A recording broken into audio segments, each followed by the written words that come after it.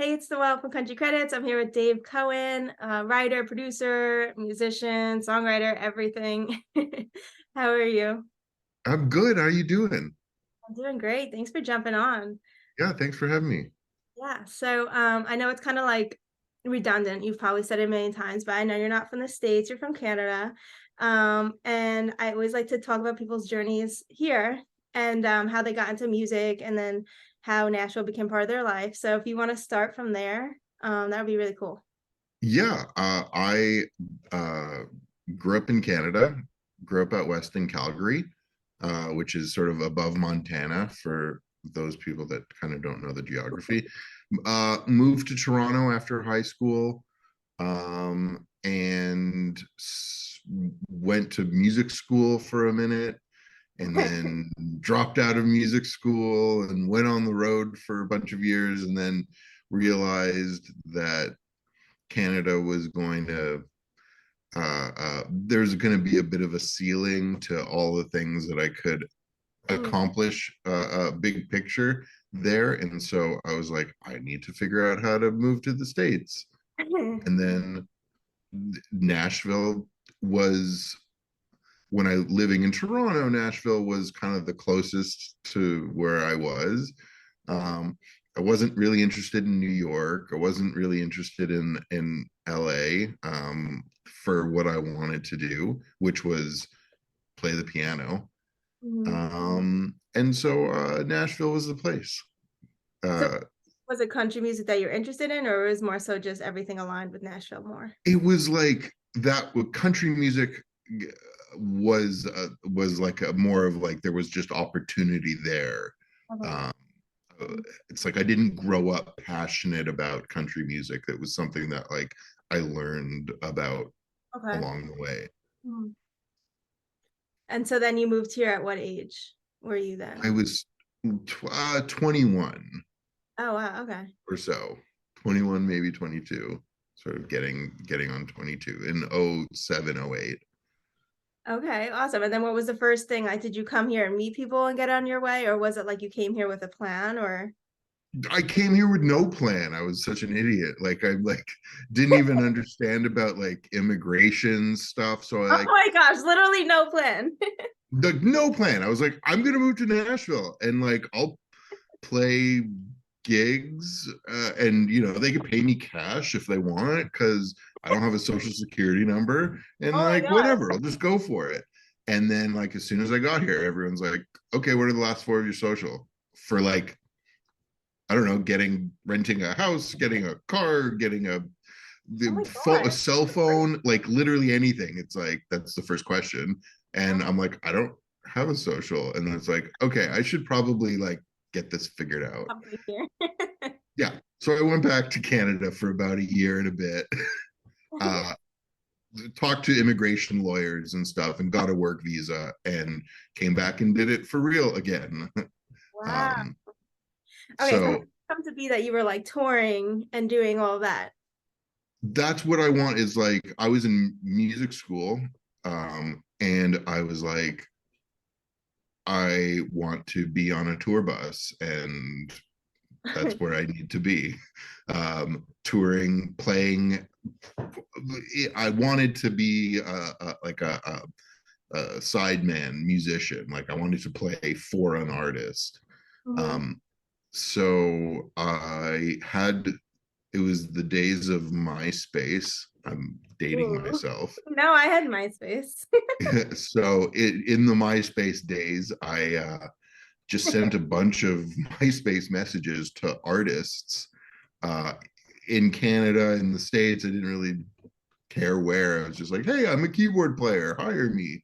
Oh. Um, and one of the people that I sent messages to, or several of the people wrote back, because they were all going to the same person because they all had the same management company. So I like messaged, I don't know, six Canadian country music artists, and it all went to the same person Oh who my. is the like social media person of the day, because this was like cutting edge stuff, and like the artists didn't mess with it. So so this person Tracy Wilder, who is a music manager in Canada, who I've become friends with for so long since then. But she got my message and basically hooked me up with an artist that I did an audition for and ended up touring with for 6 years. Wow. Um, and that was my first road gig, and it was a Canadian artist, a guy named Johnny Reed. Um, and yeah, he's huge in Canada and lives in, he gets to like live a normal life here in Nashville. Yeah. Um, he like lives here and his family's here, but Wow. and he like steps off a plane in Toronto and he's like on a billboard and like selling out the arenas. Crazy.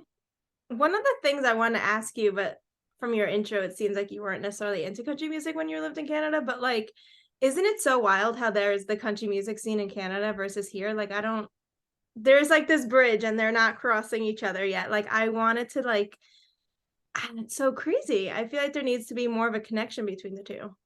Totally. There and I feel like over the last couple of years, there has been a little bit more of In the crossing right over. direction, but We're headed in the right direction.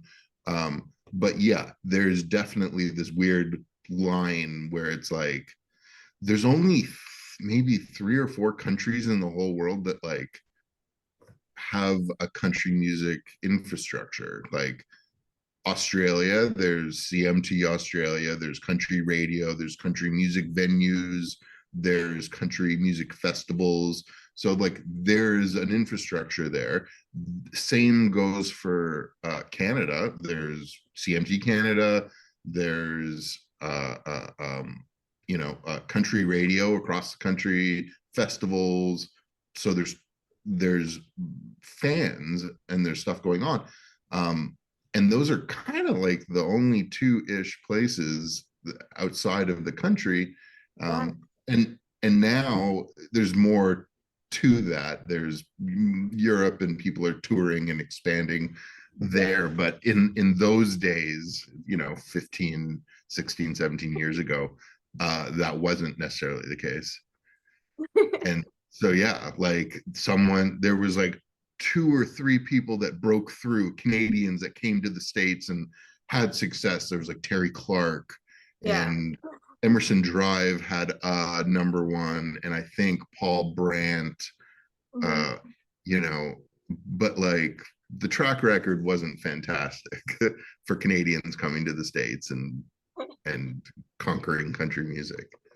Very true. Okay, so what was like your favorite part about touring then? Was it everything you thought it would be, or was it like, Yeah, I mean, like it never is exactly what you think it is.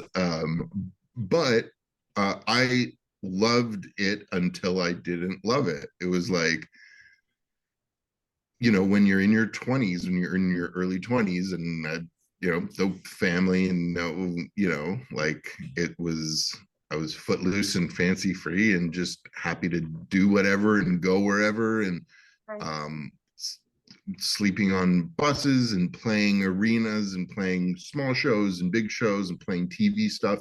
At some point, you do it all and it stops being new and fun. Um, and so I just did it for long enough that it just started to not feel awesome, but it was awesome for a long time. Um, and yeah, I mean, playing on live TV, playing at award shows, like those opportunities are awesome. um, and there's a lot of really cool stuff I got to do, yeah, no, that's super cool. and Um, then all I wanted to do was not be on the road. well, I was gonna say, and then you like transitioned to the more of the not, I mean, yeah, more of the behind the scenes stuff. Um, Yeah, and you played on like so many number one songs. I think it was like 50, right? Or is it more than that now? I think it's closer to 100 now. Oh my gosh. Okay. I'm so But off. That's no, but I'm not who's counting. I know this by really like proxy. I go, if that guy said he played on 100 songs, I'm like, I'm pretty sure I played on 100 songs because I know that Okay. guy and we I were on just a lot of feel like sessions. you're living such a cool life though. Like how did it come out off after being on tour? Did it come back and was it hard to get on tracks and stuff? Or was there ever like it seems like it was pretty easy for you like to do this whole Nashville thing, but there must have been times when you were like scrambling to get on. Yeah, I mean, like it definitely, I wasn't sort of born uh accomplished in any way. So yeah, I mean, like it it's easy to talk about in retrospect. Yeah. Um, and it's just like over a long time you sort of figure out what you need to do to like be a happy whole human being and pursue what you're trying to do effectively, and you learn along the way how to like do that in a healthy way, in a cool way that makes you want to keep doing it. And for me, it was about like recognizing and checking in when I'm not happy and going, okay, like I need to remove myself from this situation and do other things and open myself up to more things. Right. So like that was getting, it's like getting to Nashville. It was like, get me on the road. And then it was like, get me off the road. How do I do that? Like, what, there's who do I need to meet, and what sort of, things you need to do, and you figure it out.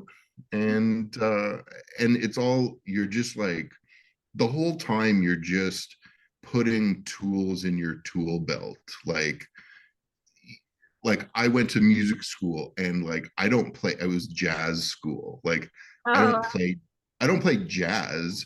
right. Um but I learned a whole bunch of stuff there that I use little bits and pieces of here and there when I play on a Christmas record, and I there's sort of love jazz jazzy, music. It's pretty cool. like Yeah. I was that gonna stuff. And ask, so I did you found myself playing jazz music in Nashville. And so it's kind of like, as the years go on, every step and every new thing I do is just sort of like adding to me and my tools. so did you take music lessons? Like obviously piano is your thing, but like was it just college or was you always loved piano? I always took piano lessons, like I started when I was like 5. Oh wow. Like So this is started like really young. okay, okay. We skipped And over that. yeah, we kind of jumped right to college. But yeah, I grew up out west in Calgary, and took piano lessons and started really young, and did piano lessons until I was annoyed with them when I was 12 or 13, and my parents gave me the choice of quitting piano, and I was like, yes, Wow. quitting. Until I was 15 and wanted to jam with my friends and started playing in a band. uh, and then I started playing piano again and kind of continued. Is there a favorite song that you've been on? Like that you've were a studio musician? Yeah, I mean, like the songs that are piano heavy are always, like keyboard heavy are always the ones that stand out for me. So, I mean, if we're talking piano, like Sand in My Boots by Morgan Wallen is a good one that just has a lot of me playing Oh, good. piano. That's So so good. I feel good about that one. When did And you there's start working other, with Morgan? Because you've done so much with him. yeah, dude, I've worked, I think, on pretty much everything he's done. Like, So how did that as come to be? Like you too? Was pardon it me? like how did that come to be? Like was it through Big Loud, your connections there? Yeah, it was through I started working for Joey Moy. He started using me for keyboards for records that he was producing Mm. at Big Loud. And that's how I met Morgan in there, and we started making records, and and turned into some production stuff, and it turned into a whole lot of stuff. Mhm. But yeah, it's been obviously quite cool to work with the guy. So cool. So cool. Have you ever gone on the road? Like I was talking to a studio musician last week, I think it was, And like he is saying, like he happened to jump in on a tour when like that guy was out, like the guitarist was out, so he jumped on. Like, do you ever jump on tour or like a I local gig when needed? okay, I've done that once or twice, but not a ton. So do you ever miss being on the road? Um, Not really. Okay. Like, I feel good about it. And then every now and then I get to go on the road and I get to remind myself that I'm happy doing what I'm doing. I get to go on the road now, not to play, but to write.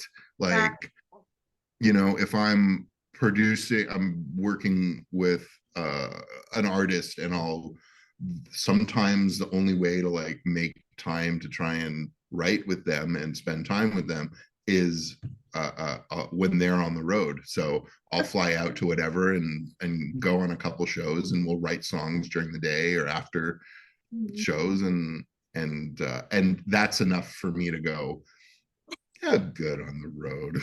Yeah. I don't need to do this So how did it regularly. come to be that you like you went from, I'm just trying to think in chronological order. I guess it started with being like a musician, and Uh-huh. then it led into, was it producing first or was it like Yeah.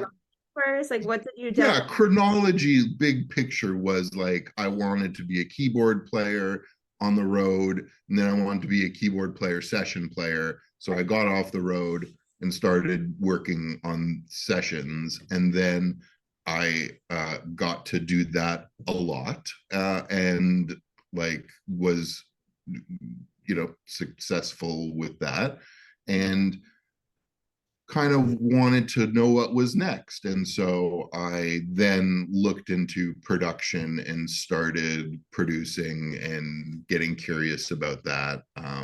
And, That's like a you know, whole piece of itself.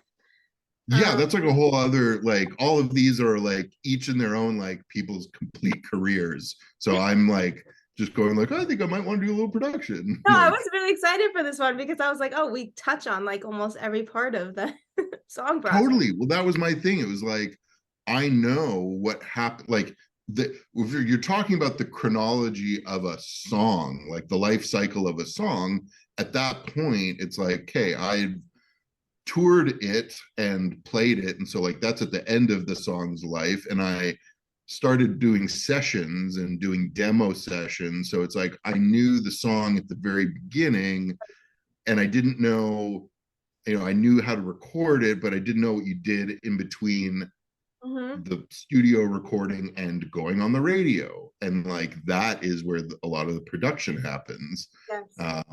And also, I didn't understand about the songwriting thing. And so so after I filled in the production gap, then I had basically a song from like just after you wrote it till it being a number one song on the radio. Like I was like, okay, I've done all of that. And then songwriting. So after a bunch of production, I was like, I think I might like to try some of that songwriting. And so to fill in the big, life cycle of a song, Yeah. uh, the great education goes From on. MySpace to songwriting. Right, exactly. It's just a big journey, filling your So tool belt with tools. no, but it's so cool. Okay, so production end. What do you like for those that don't know about the whole production end of it? Like what do you do on a daily basis if you were working in the studio on your end? Uh, yeah, I am. It's a lot of like tedious work, and sometimes less tedious. But basically, when you're the producer, you're the general contractor. If we're making an analogy to building a house, Mhm. um, the general contractor knows enough about drywall, about framing, about roofing, about all of the trades, tile work, plumbing, electrical.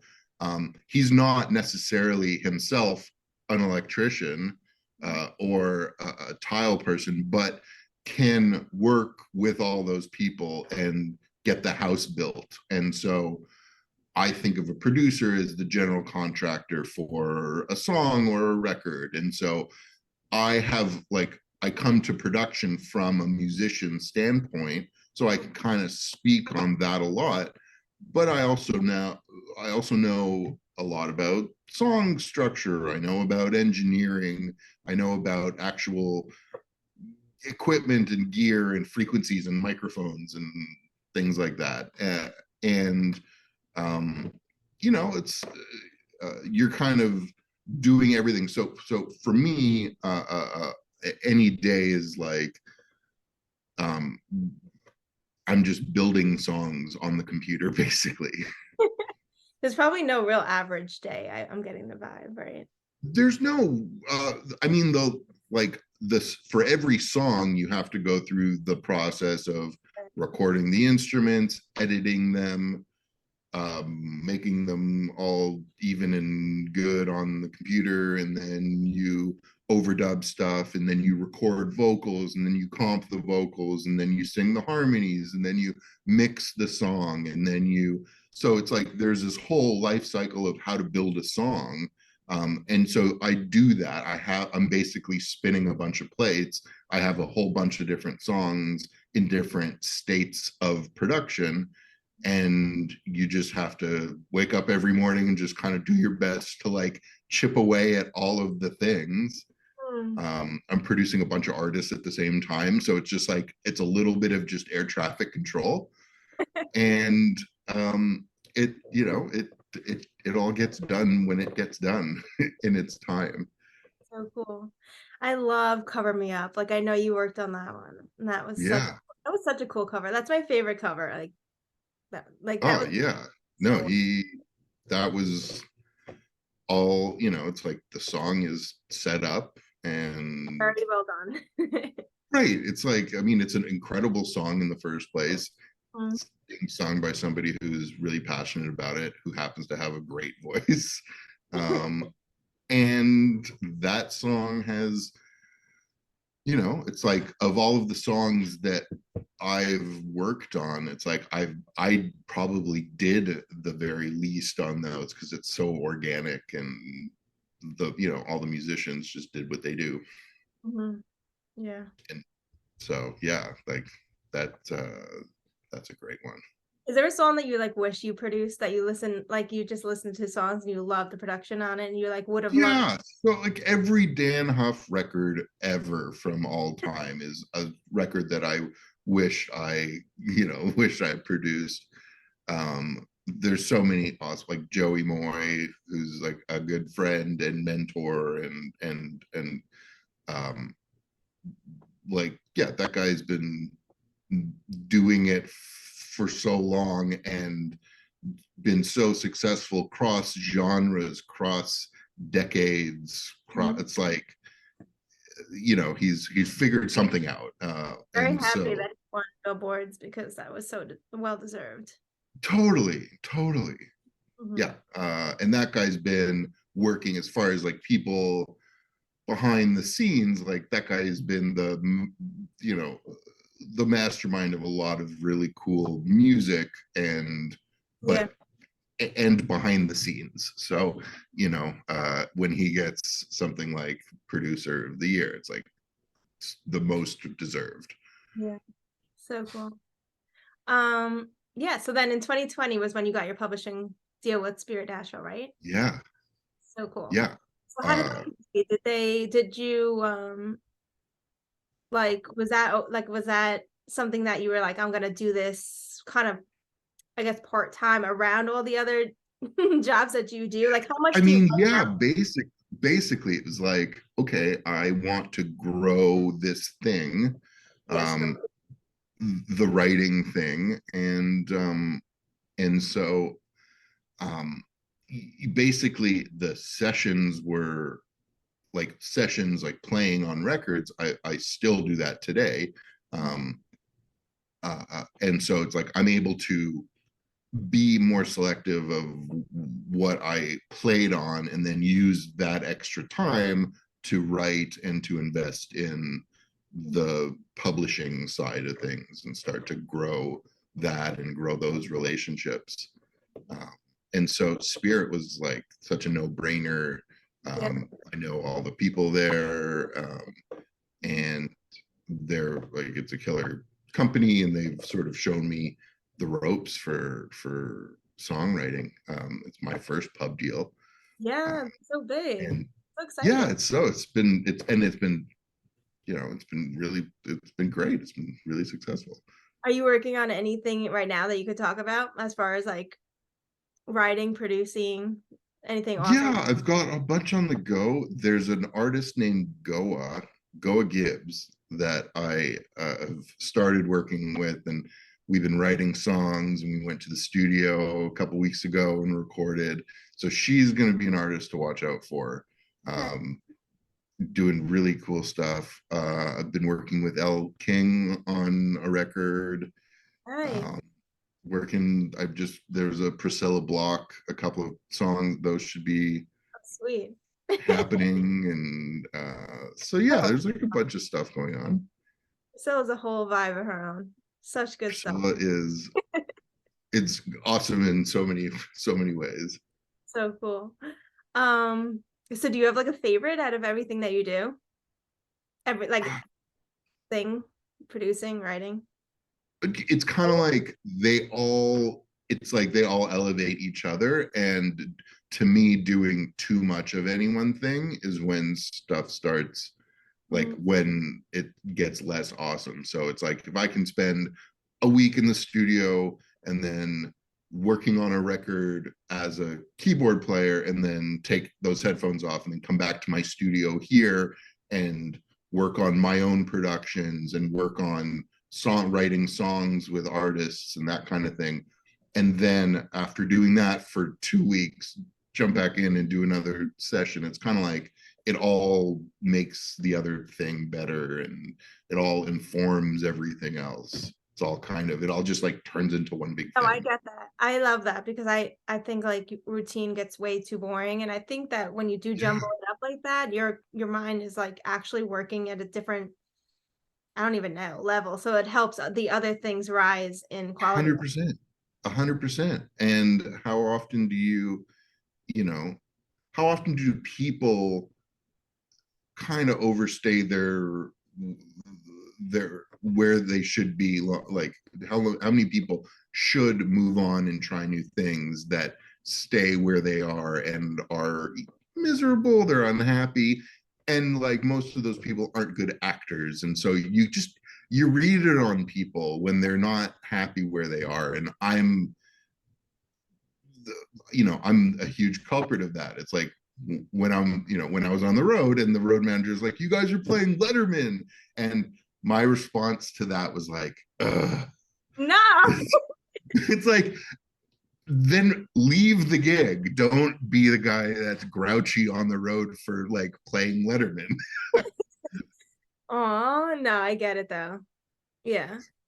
Well, So in your business, like I'm sure that gets tiring, the road life. I've never the done road, like, for sure, you're just on the road and you want somebody that's like eager to be there. You don't want somebody that's like, oh, I don't need to do this anymore.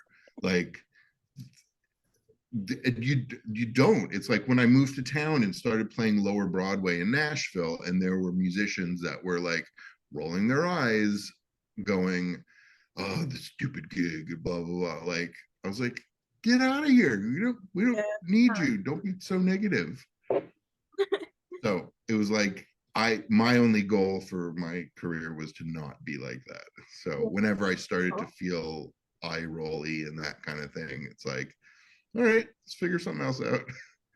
Do you do you have advice for someone that would is in town or coming to town that wants to be a studio musician, like a that's like super I just feel like it's so competitive. Um Yeah, and it's a lot about who you know and like how you present yourself. I just feel like that's equally as important as the talent level. Just because everyone totally. wants to be around someone that works really hard and is going to get there on time and everything. So other than those things, like, is there like one piece of advice you would give to people that are trying to break in that? Yeah, just to relax, really. Like, the the expectation the timeline that you impose on yourself, I'm gonna project, because this is how I felt when I started. It was like, okay, within 6 months I got to be doing this, and then within a year I want to be doing his, and like I've got goals. I'm gonna meet those goals, and then when or if that happens or doesn't happen, then you start to like carry that energy with you, Mhm. and that energy is kind of toxic, in a lot of scenarios. And so my advice to everyone is always just like, chill. Like, you're here, like you can't make the phone ring, you can't make people whatever love you, but you can be cool, and you can hang out and play, like make friends, like that stuff will happen, and the dots will be connected, but there's not a thing you can do to make Align it the happen. stars. Yeah. Yeah, you can't make that happen, and so you just got to be as ready as you can be for when the opportunity presents itself. And part of that is not being a negative Nancy about like how busy you are or aren't. Right. It's like if you want it really bad, and you can kind of smell that on someone, it's like more off-putting than if they were just like cool and good at what they did. And so at the end of the day, like, chill and have a great day. That's pretty good advice. Yeah. Um, yeah, I mean, so you've worked with like Jake Owen and Hardy and all these other big artists now. But like who are you listening to on if you're driving somewhere, who are you listening to? Is it country music? Yeah. You want to know the answer to Is that? it Usually jazz music? it's it's usually fish. It's usually Really? live. I mean, I have a guilty pleasure, and it is live fish. I listen Yeah. to a lot of podcasts. It's kind of like, at this season of my life, I don't have a huge amount of bandwidth for recreationally taking in new music. Okay. So it's kind of like, when it's time to listen to music, I listen to music that makes me feel good and I know will make me feel good. Great. I definitely do listen to I listen to everything that's coming out. You know, listen to all of the charts and scan through all the Spotify chart. Like I enough to like, Right. You're we very call it market research. Like, yeah. to know what's out there. I think that's important, to be aware of what's going on there. But to gain, to really get like, uh, I look back for a lot of inspiration. Cool. No, I get that. Um, okay, I have like two more questions and then I'll wrap it up. Sure. It's very fascinating though. But okay, so like when you're listening to music now, are you always thinking of like all the steps to it like we were talking about? Or is it like you're zoning out? Like you were just saying, I know you go back then to kind of zone out, but like can you fully zone out? Or is your brain too Uh, like yeah, so sometimes that is a challenge for sure. um, I have a hard time listening to stuff that I've worked on without analyzing it, and hearing things that, like, I hear my mistakes on the radio all the time. Like, because I don't know if I've heard it. right, but you wouldn't, because it feels good. But I know that in that moment I could have played something different, That's and so funny. it's That so, is crazy. like, not wrong note mistakes, but like, I go, oh, that could have been done better, or we could have looked closer at that little bit of that song. It's like, Mhm. I'm zooming in so much with my ear microscope, that like, so I don't even remember what the question is. But Yeah, it was like if you do focus on your work as you're listening to other music in your free time because you hear these things. That's kind of what we were talking about. yeah, it's sometimes hard to turn off the analytical brain, for sure. Yeah, then the last question was, as far as when you're playing a song, like if you're playing on a record, piano is like second nature to you now, but do you like how many times do you run through a song as a session? Like, Or is it literally like one and done sometimes because you got to get to other instruments? it's usually it's one and done when what you played was awesome, and you either advocate for yourself and go on the talk back in the studio and go, hey, listen, we can play it again, but I really think what I just did was awesome. Mhm. um, and we shouldn't play it again. um, and the producer may go, okay, well, we have that, play it again, and we'll have it. But the process is really quick as far as like hearing a song, reading the chart, and going to play it as a band. Everybody's like you hear it once or twice and then you go play it. Mhm. So there's not there's basically no rehearsal, Yeah, that's so crazy. You guys are which so is a talented. crazy thing. It's like the Nashville like party trick. It's like, look at us, we're going to listen to a song once and play it as a band. So talented though. So cool. It's um, awesome. no, it really is. Okay, so I pretty much wrap up my interviews with like three simple questions. They're kind of Okay. fun, so have fun with it. But favorite place to hang out in Nashville, favorite artist of all time, which I might know yours now, and then favorite up and coming artist, which I also might know yours. Okay. Favorite place to hang out in Nashville. uh I it's like favorite place to eat is City House, Nice. and the vibe is awesome. Super That's my cool. favorite restaurant for sure. Their pizza, pretty Nice. spot on. No one said that yet, so that's perfect. Yes. Okay. Last two people said their house. Oh, boo. That's boring. So funny. um Favorite artist of all time. Favorite artist of all time. I mean, Stevie Wonder, Ooh, I think is if we had to pick one for all generations, that's pretty awesome. nice. Uh, yeah, I mean, I like a lot of artists, but Stevie's pretty rad. Super cool. No one's ever said that either. Let's make it 3 for 3. Let's go. Favorite up and coming artist. I mean, if I said Goa, No one said it, so there it is. Three for done. three. Check out Goa. Oh, awesome. Yes, definitely. That's so awesome. Yeah. Well, is there any last minute parting advice? Just chill out, I guess. Yeah, just keep chilling out. Super cool. Well, we're super excited for everything you have coming with all the people you mentioned and all the people that you probably can't mention that you're working with right now. But Yep. we love your work and you're super talented. So thanks for jumping on. Thanks so much. Thank you.